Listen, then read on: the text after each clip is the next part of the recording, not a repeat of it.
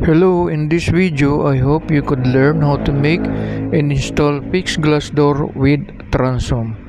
So without further delay, let's go.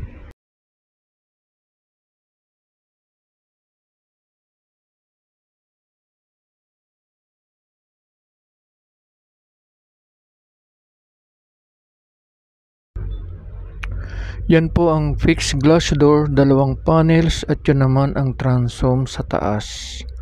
So paano po namin yan ginawa? Ganito lang po yan.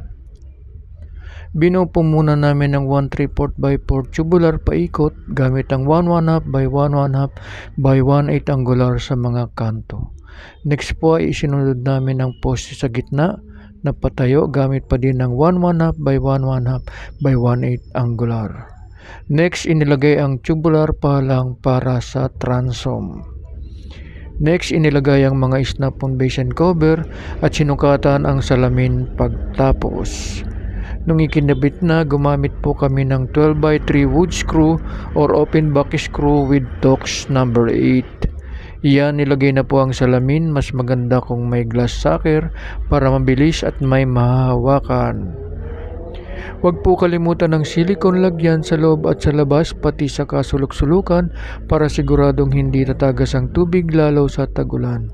Ayan, ganyan lang po yan kadali at kung may natutunan po kayo, don't forget to subscribe, paki-like and share na rin po ang video. Abangan nyo po ang next video. Maraming salamat sa panonood. Bye-bye!